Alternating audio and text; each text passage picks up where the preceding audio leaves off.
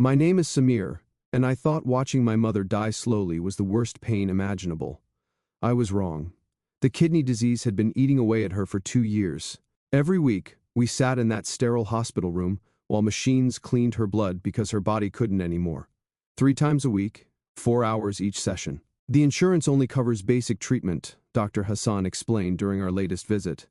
For the advanced therapy that could really help her, you'd need to pay out of pocket. How much? I asked, though I already knew we couldn't afford it. About $50,000 for the full treatment program. I looked at my mother lying on that hospital bed, tubes running from her arms, her face gray with exhaustion. She was only 55, but the disease had aged her 20 years. My father worked 3 jobs: taxi driver during the day, security guard at night, weekend maintenance at the mosque. Every penny went to medical bills, but it wasn't enough. It would never be enough. That night, I sat beside her bed as she slept, listening to the steady beep of machines keeping her alive. "I'm sorry, Mama," I whispered. "I'm so sorry I can't save you." She squeezed my hand without opening her eyes, and I knew she could hear the helplessness in my voice. I had to do something. But what could a 28-year-old warehouse worker do against a disease that required more money than I'd make in 2 years? The collapse happened on a Tuesday morning. I was getting ready for work when I heard the crash from the kitchen. I ran downstairs to find my mother on the floor, unconscious, a broken coffee mug scattered around her. "Mama! Mama!" My father rushed from the bathroom, and together we called the ambulance. As we waited, I held her head in my lap, watching her shallow breathing. At the hospital, Dr. Hassan's expression was grave. "Her kidneys are failing faster than expected. Without immediate intensive treatment, she has maybe weeks, not months."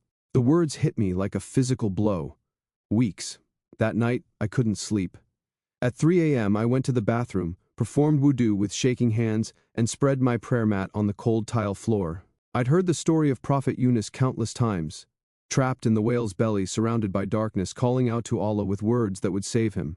"La ilaha illa anta subhanaka inni kuntu minaz zalimin," I whispered. "There is no God but you, glory be to you. Indeed, I was among the wrongdoers."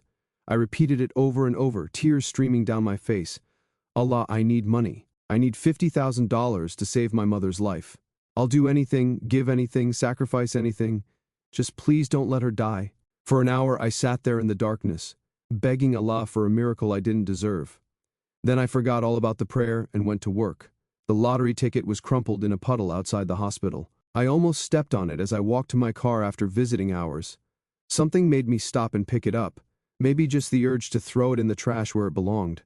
The paper was damp and torn, but the numbers were still visible. Without thinking, I stuffed it in my pocket and drove home.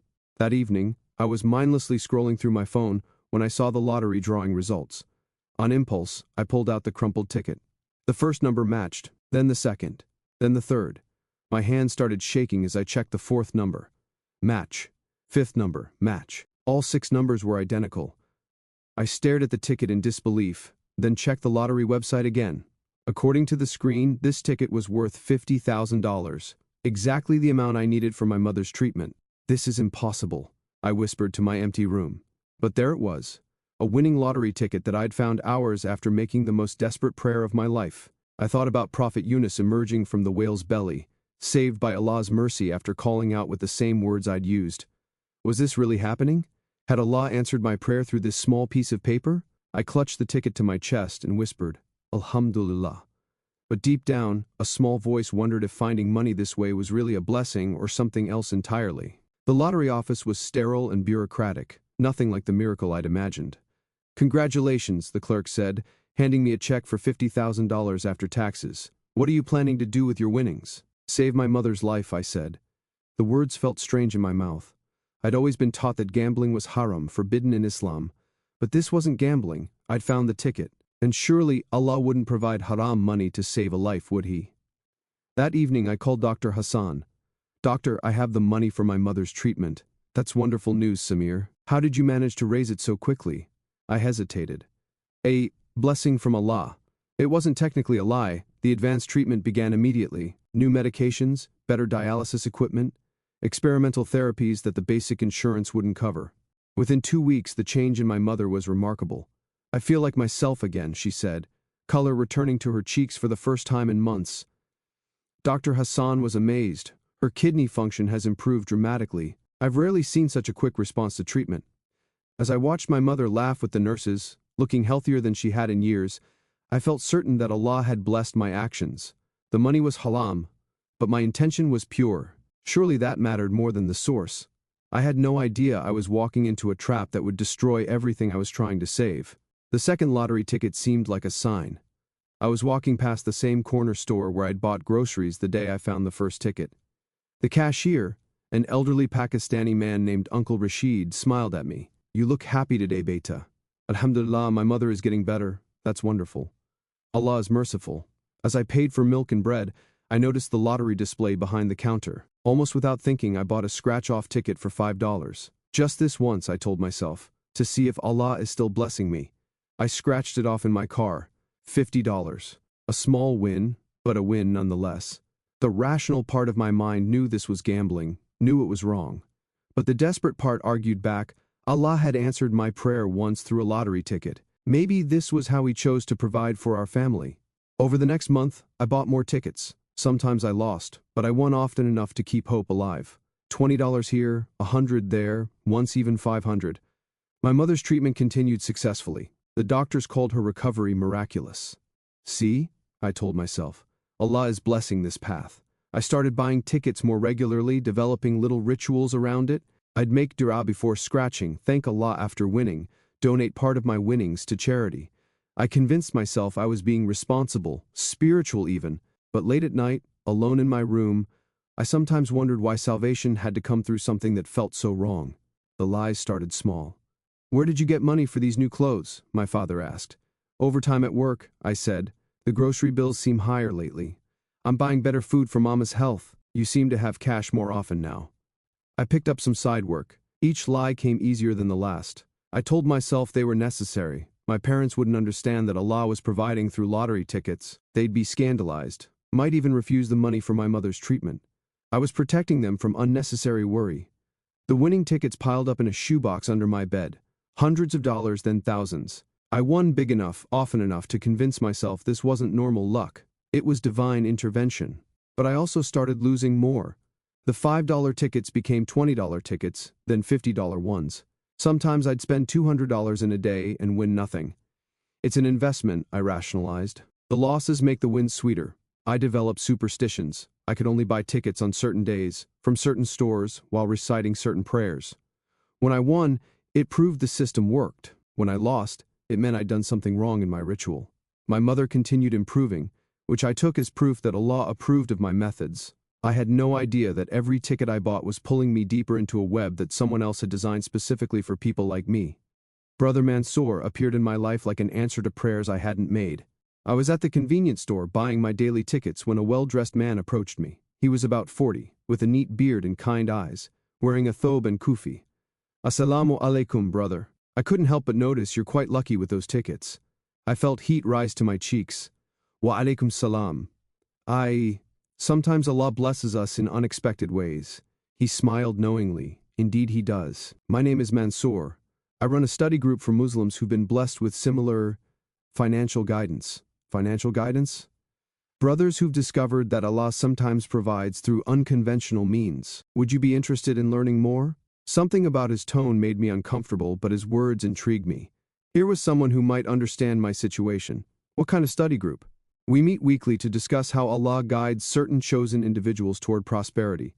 We study the religious implications, share strategies, support each other spiritually." He handed me a business card with just a phone number and the words "The Guided Path Islamic Study Circle." Think about it, brother. Allah doesn't make mistakes in whom He chooses to bless. As he walked away, I stared at the card. The Guided Path. Maybe that's exactly what this was. Allah guiding me down a path others couldn't understand. That night, I called the number. "Assalamu alaikum, Brother Samir," Mansour answered, as if he'd been expecting my call. "Ready to learn about your true purpose?" The first meeting was in Mansour's basement. 5 other men sat in a circle on prayer rugs, all holding prayer beads and looking peaceful.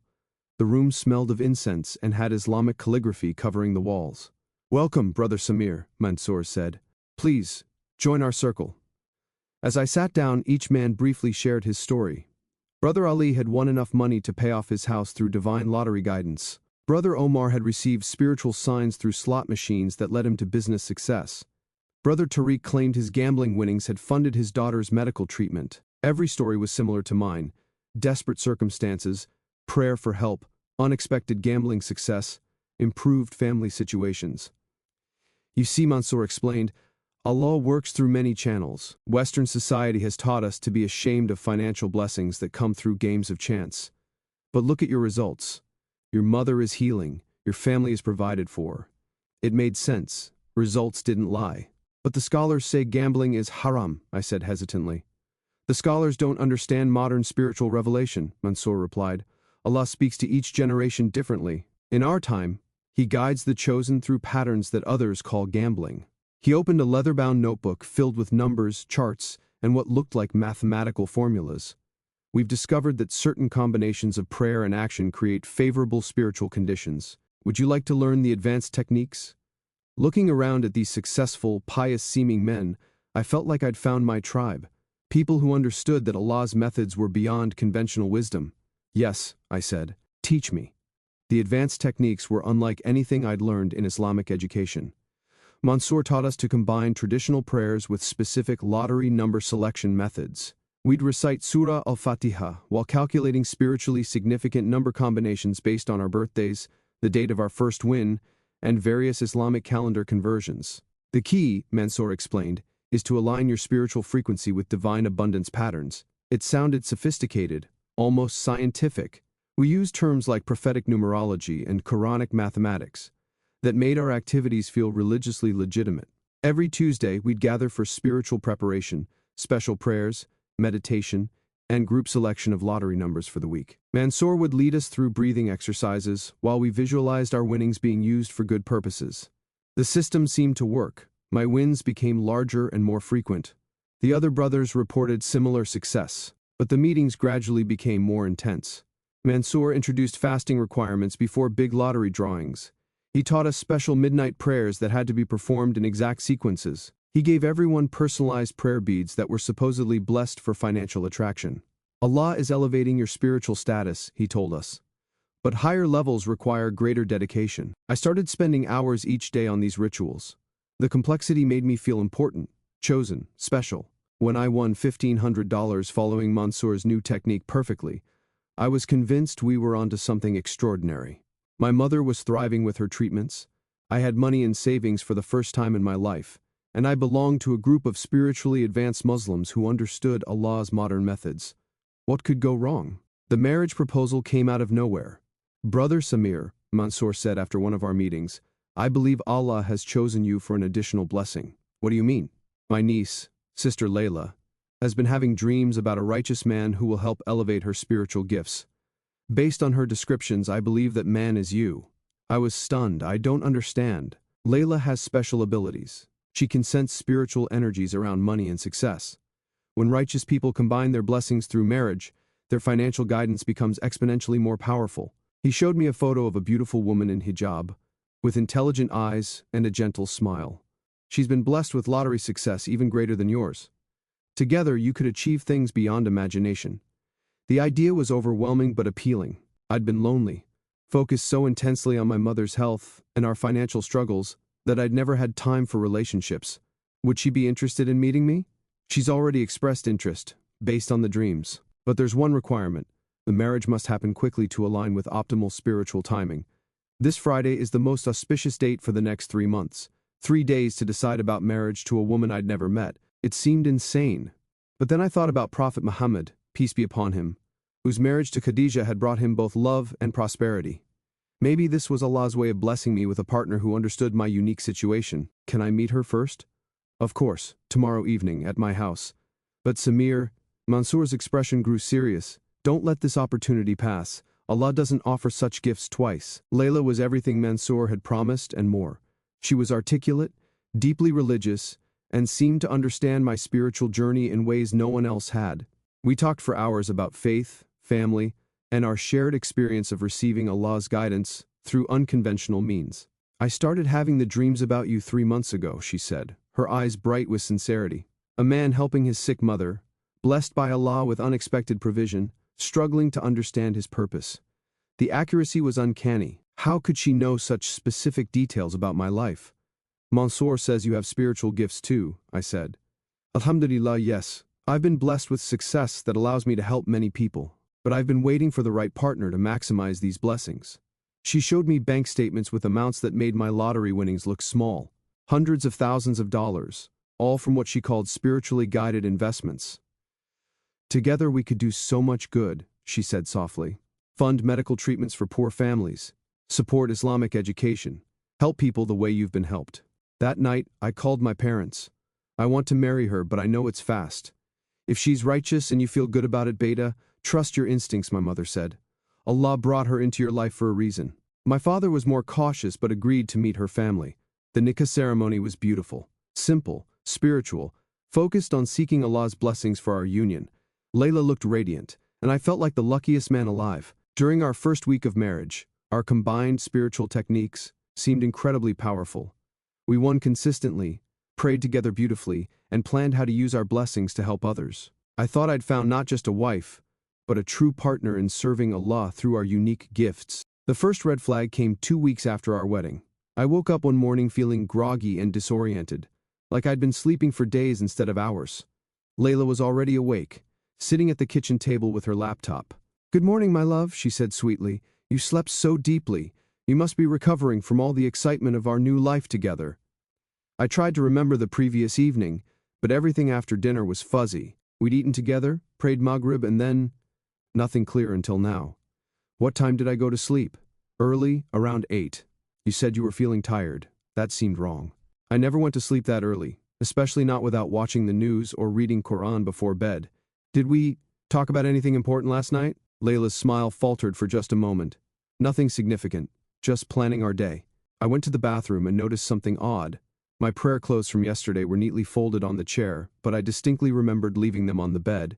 In my wallet, some of the cash I'd been saving was missing. Not all of it, just a few $100s that someone might hope I wouldn't notice. "Layla?" I called from the bedroom. "Did you need to borrow some money yesterday?" "What do you mean?" she called back. "Some cash is missing from my wallet." "Oh yes, I took some for groceries. I meant to tell you. Is that okay?" Of course that was okay. We were married, what was mine was hers. But something nagged at me. The missing memory, the moved clothes, the way she'd hesitated before explaining about the money. I decided I was being paranoid.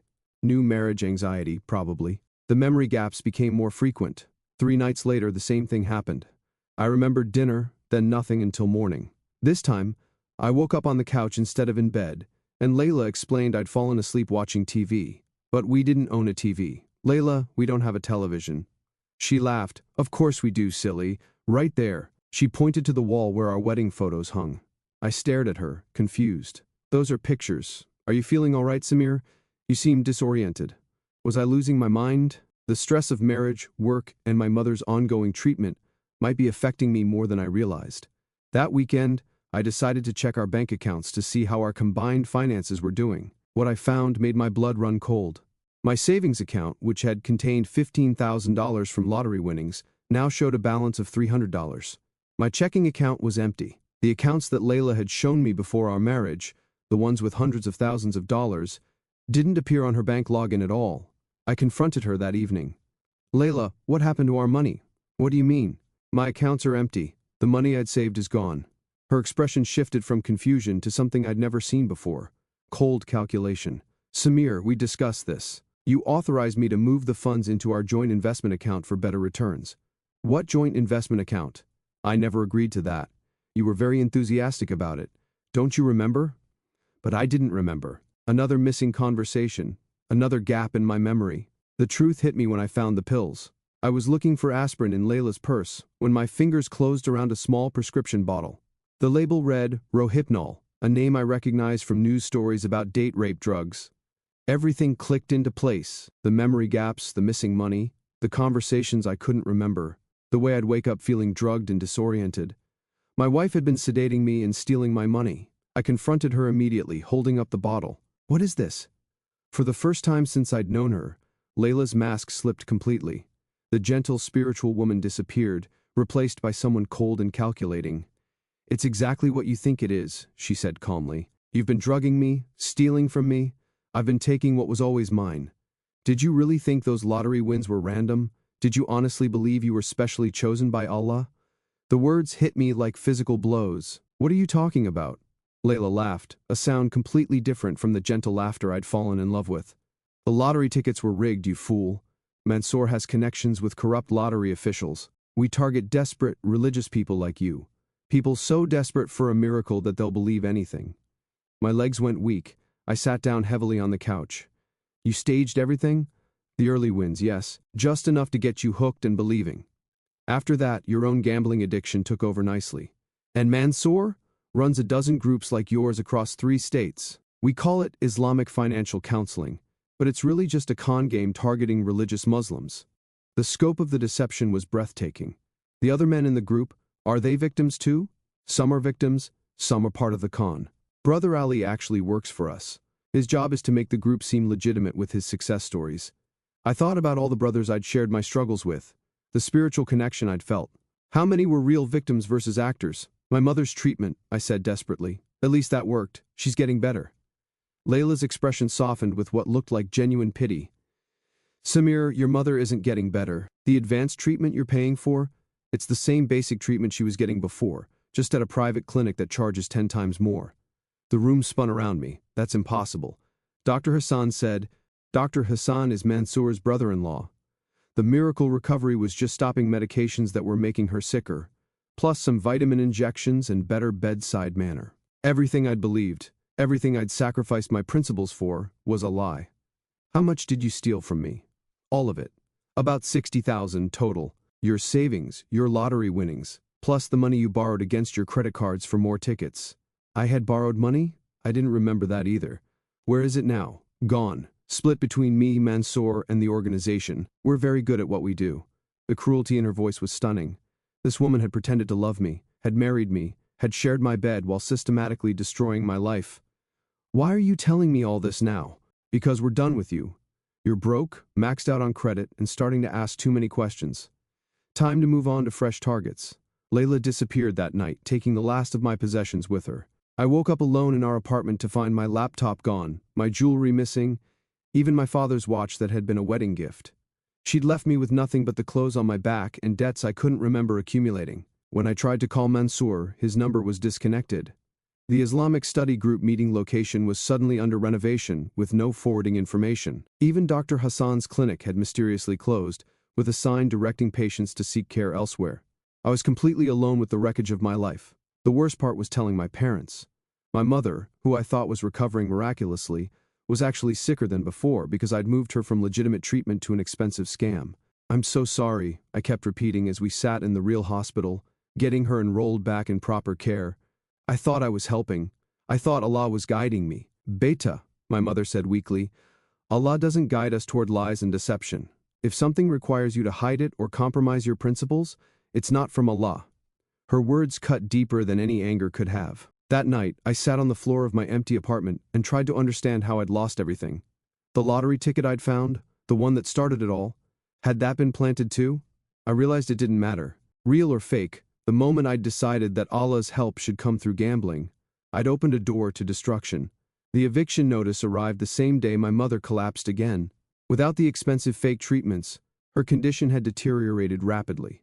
The legitimate doctors explained that the previous therapy had actually made her worse by delaying proper care. We need to start aggressive treatment immediately, Dr. Patel said. But given the advanced stage, I have to be honest, her chances aren't good. I sat beside my mother's hospital bed, knowing that my gambling addiction had literally killed her. The money I'd thought was saving her life had actually been shortening it. I failed you, Mama, I whispered. She squeezed my hand with what little strength she had left. You didn't fail me, Beta. You were deceived by people who prey on love and desperation. There's a difference. But I chose to gamble, even knowing it was haram, and now you know why Allah forbids it. Not to punish us, but to protect us from exactly this kind of destruction.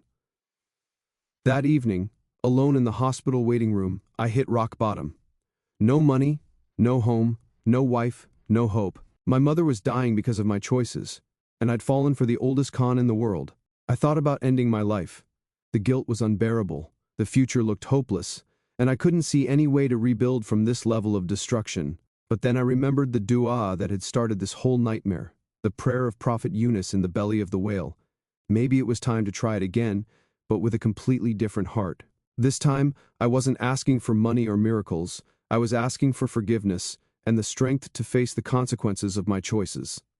The suicide attempt happened 3 days after my mother's funeral. I couldn't afford a proper burial service, so it was just me, my father, and 2 neighbors from the mosque. The imam gave a brief prayer, and we lowered her into the ground. My father aged 10 years in those 3 days.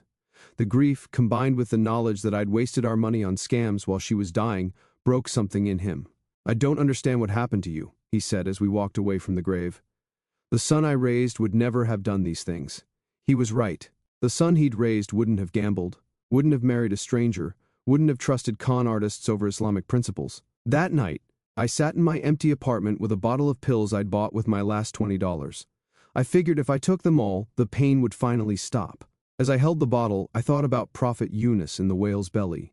He'd also lost everything. His mission had failed, his people had rejected him, and he'd found himself in the darkest place imaginable.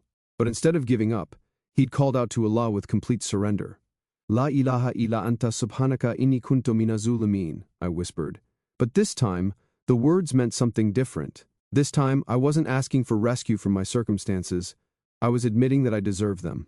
"There is no God but you, glory be to you." Indeed, I was among the wrongdoers. I was a wrongdoer. I'd abandoned my principles, hurt my family, and chosen greed over trust in Allah's wisdom. As I repeated the dua, something shifted. Not hope exactly, but a recognition that even this moment was part of Allah's plan. Maybe destruction was what I needed to find my way back to truth. I put the pills away and called the suicide prevention hotline instead. Brother Omar found me at my lowest point. I was sitting outside the mosque after Fajr prayers, too ashamed to go inside but unwilling to go home to my empty apartment. A man about 50 years old approached me with kind eyes. "Assalamu alaikum, brother. You look troubled." "Wa alaikum salam. I'm not good company right now, perfect. Neither am I most days." He sat down beside me on the steps. "I'm Omar. I run a support group for Muslims dealing with addiction." "I don't do drugs," I said automatically. Neither did I. I gambled, lost everything: house, family, respect, faith in myself. Spent 2 years convinced Allah had abandoned me for my stupidity. I looked at him with new interest. "What happened?" I learned the difference between Allah abandoning me and me abandoning Allah's guidance. Turns out, He was there the whole time, waiting for me to stop trying to force His hand and start trusting His wisdom. Omar told me about his rehabilitation center, a place where Muslims struggling with various addictions could find support without judgment, reconnect with their faith, and rebuild their lives. "It's not easy work," he said. "You have to face what you've done, make amends where possible, and learn to live with consequences you can't change. But it's better than the alternative." "What's the alternative?" "Staying in the whale's belly forever, when Allah has already provided the way out." That phrase hit me like lightning. The whale's belly, exactly where I'd been living for months, consumed by darkness and self-pity. "How do I start?" I asked. "By admitting you can't do this alone. By accepting help. By trusting that Allah's plan for your recovery is better than any plan you could make for yourself." For the first time in months, I felt a tiny spark of hope. Recovery was harder than any physical labor I'd ever done. The rehabilitation center was a converted house where 12 Muslim men lived together, supported each other, and worked on rebuilding their lives. We attended group therapy, individual counseling, and daily Islamic studies, focused on understanding how our faith could guide healing. "Addiction isn't just about the substance or behavior," Brother Omar explained during one group session. "It's about trying to control outcomes that only Allah can control." My gambling addiction had been exactly that, an attempt to force Allah's provision instead of trusting His timing and methods. But I was desperate, I said. During one particularly difficult session, my mother was dying. "And that desperation made you vulnerable to people who prey on desperate Muslims," said Brother Yusuf, another recovering gambling addict. "They use our faith against us, twist our prayers into justifications for haram behavior." I learned that Mansour's organization had targeted dozens of families across multiple states. They specifically looked for religious Muslims facing medical crises, financial hardship, or family emergencies. People whose desperation made them willing to believe that Allah might work through gambling. "The first lottery ticket you found," Brother Omar said, "was probably planted." They watch potential targets, learn their routines, then stage miraculous findings to hook them. It was horrifying to realize how calculated the manipulation had been. But it was also liberating. I hadn't been weak or stupid. I'd been the victim of professionals who understood exactly how to exploit faith in desperation. "Now comes the hard part," Omar said. "Making amends and rebuilding. one day at a time. Making amends meant facing people I'd hurt. My father was the hardest conversation. He'd aged years and months, grief and disappointment etched into every line of his face. I'm in recovery now, Baba, learning to live differently. Recovery from what? Believing lies? Recovery from addiction. The gambling became a sickness that made me vulnerable to those lies. We talked for hours. He cried when I explained how the con artists had targeted our family specifically because of my mother's illness. They used your love for her against you, he said finally. That's the cruelest part. I'm going to find them, I said. Help the authorities catch them so they can't hurt other families. Be careful, Beta. These people are dangerous. My father was right to worry, but I'd learned something important in recovery. The only way to heal from the damage I'd caused was to prevent others from experiencing the same destruction. Working with the FBI's Financial Crimes Unit, I began documenting everything I could remember about Mansour's organization. Names, locations, methods, other victims I'd met. It was slow work, often painful, but it gave my life purpose again. This is your real recovery, Brother Omar told me.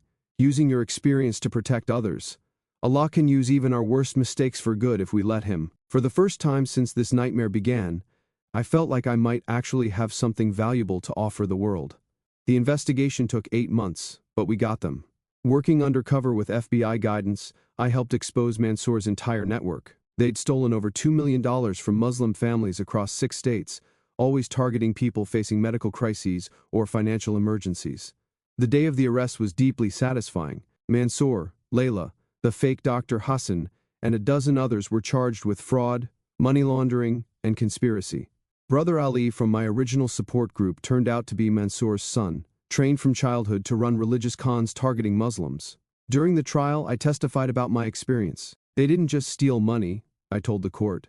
They stole faith. They made desperate people believe that Allah wanted them to gamble, to compromise their principles. That spiritual damage is harder to repair than the financial losses. The judge sentenced Mansour to 15 years in federal prison. Layla got 12 years. The others received sentences ranging from 5 to 10 years. Some of the stolen money was recovered and returned to victims, though most families got back only a fraction of what they'd lost. After the trial, I received a letter from Mansour in prison. Brother Samir, I know you hate me and you have every right to, but I want you to know that seeing what you became, how you turned your pain into purpose, has made me think differently about what I did. Maybe Allah allowed me to be caught so I could finally face the truth about the harm I caused. I've started praying again, really praying, not the fake prayers I used in the cons. Thank you for stopping me before I destroyed more families. I wasn't ready to forgive him, but I was glad he was finally taking responsibility. The real victory wasn't his imprisonment. It was knowing that dozens of other families would never experience what mine had gone through. 2 years after my mother's death, I finally understood Allah's answer to my original prayer. I was working full-time at Brother Omar's rehabilitation center, counseling Muslim men struggling with gambling addiction. The pay was modest, but honest. More importantly, the work gave my life meaning. Brother Samir, said Ahmed, a new client whose story mirrored my own, how do you know Allah has forgiven you for what you did? I don't know that He has, I said honestly, but I know He's given me the chance to prevent others from making my mistakes. That feels like mercy. Ahmed was 26, had lost his family's house to gambling debts, and was convinced he was beyond redemption. I made dua for money to help my sick father, he said. When I started winning at the casino, I thought it was Allah's answer. Now my father is dead and we lost everything. The prayer wasn't wrong, I told him. Asking Allah for help never is. But we can't dictate how that help should come. When we try to force Allah's hand through haram means, we open ourselves to people who prey on desperation. So Allah didn't answer my prayer? Maybe He did, just not how you expected. Your father's death wasn't caused by your gambling, but your gambling prevented you from being present for his final months. Now you have the chance to honor his memory by helping other families avoid the same trap. Over the months, I watched Ahmed transform from a broken, guilt-ridden man into someone who could use his pain to help others heal. That's when I realized Allah had answered my original desperate prayer. I'd begged for money to save my mother's life. He'd given me something better, the ability to save other families from the destruction that money desperation creates. The nonprofit started small, just me and Brother Omar working out of the rehabilitation center. We called it the Mercy Foundation, a place where Muslims struggling with financial desperation could find support without being judged or exploited. We offered practical help, financial counseling, job placement assistance, and connections to legitimate charitable organizations. But more importantly, we offered spiritual guidance for people whose desperation had made them vulnerable to religious manipulation. The con artists succeed because they tell desperate people what they want to hear, I explained during our first community presentation. They say Allah wants you to gamble, that your desperation is actually a sign of being chosen, that haram money is acceptable if your intentions are pure. How do we protect ourselves? Asked a woman whose husband had fallen for a similar scam. Remember that Allah's help usually comes through halal means. If someone tells you that Allah wants you to break Islamic principles, run.